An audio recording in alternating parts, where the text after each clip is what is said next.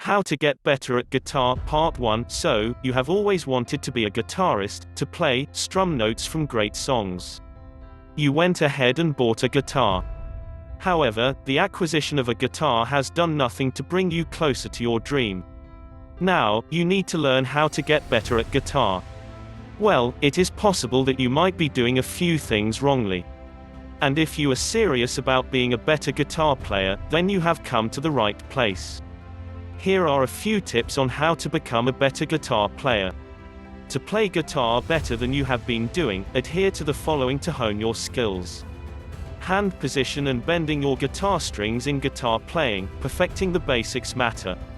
If your foundation is faulty, you will find it hard to play at the level you want to. Hence, why learning how to bend your strings and getting your hands position right is important.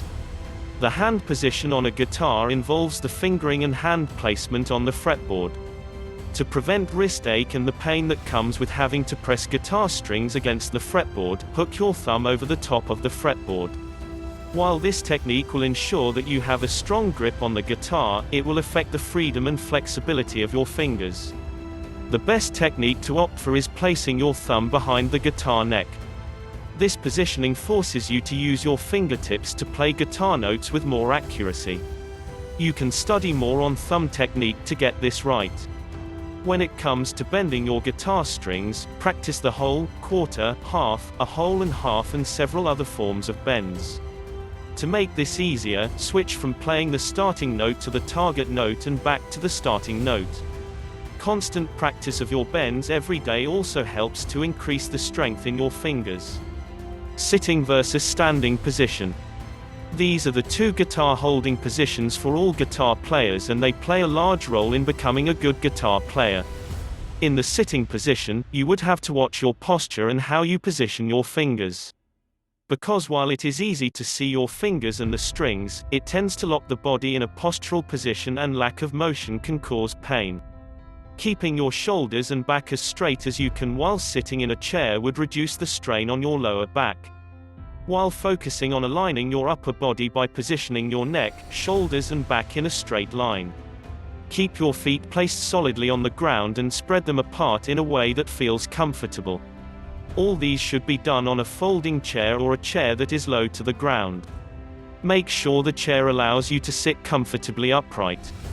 To hold a guitar while standing, purchasing a guitar strap is the first step to take. Follow the instructions that come with the strap to ensure that it is correctly attached to the guitar. Before playing, so as not to run the risk of your guitar falling off your body. Ensure the strap is adjusted to fit your style and it falls naturally to your waist. The angling of the straps should depend on the positioning of your guitar, vertical or horizontal. Keep the guitar at a 45-degree angle, allowing your shoulders and hands access to the strings comfortably. Keep your guitar aligned with your shoulders. Spreading your feet in a natural way would allow you to assume the proper posture and help you avoid back injuries while playing. While both positions of holding a guitar are right, it is advisable to go for the standing position. Especially, if you want to become better and move on to performing for a larger audience. Take it slow, practice daily and you'll get the hang of it. Try to record your practice sessions.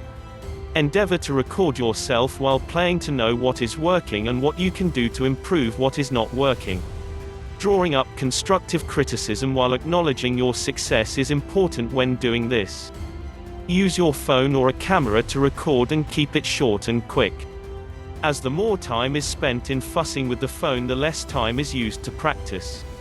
Make sure you record only what is needed for feedback. When you review your video, make a list of areas where improvement is visible and where extra work is required. Do not get too invested in the lighting and camera effects when recording. A simple tool, such as webcam, can be used since the goal is feedback, and a 30-second glean is recommended.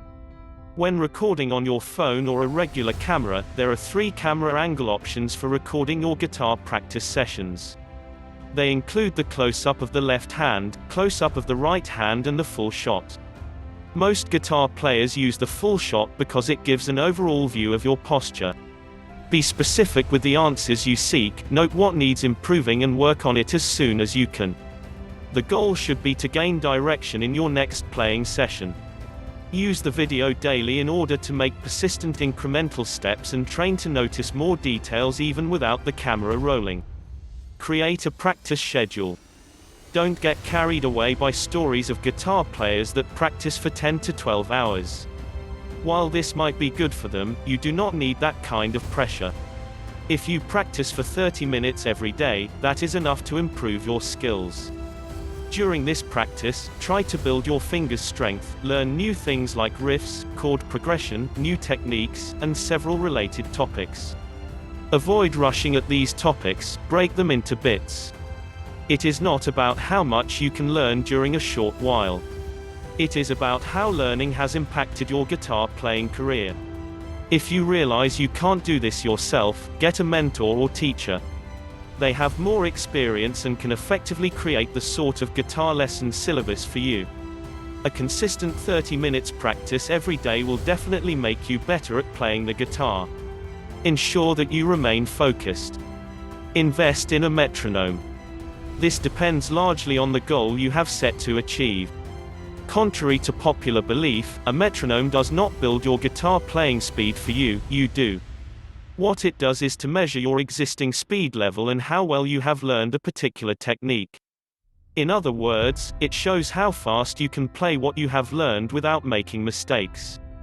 The metronome improves your time and helps you strum perfect rhythm. If you have been struggling with a bad rhythm and you want to get better, this is the way to go. And before you blame yourself about the bad rhythm, we would like to tell you that most guitar players have had this problem, one time or the other.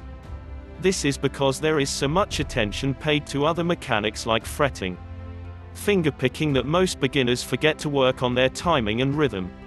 To use a metronome in guitar playing, the first thing to do is to set it up. The setup process largely depends on the type of metronome you own. After setting it up to a 4/4 time 1, 2, 3, 4, 1, 2, 3, 4, the next step is to keep in time with the device. Do not add the guitar immediately. You can start with clapping, counting or tapping your foot along with the metronome. As time goes on, you can start exploring the beats. Divide a beat into smaller bare beats and practice by tapping or counting them aloud to synchronize with the metronome. When you can do this well, you can add playing your guitar to the practice sessions. Set up your device to an easy tempo and strum to an even beat. As soon as you can, try more complicated strumming patterns in order to improve your guitar playing skills. This doesn't end here. Stay tuned and please check out the link to part 2 of this video in the description below. If you've enjoyed this video, click the subscribe button below and hit the notification bell so you'll know once we post a new video. Also drop a comment below so we can know your thoughts. Finally, don't forget to check the description below for more details. And visit our site, www.zimguitars.com for more awesome guitars content like this.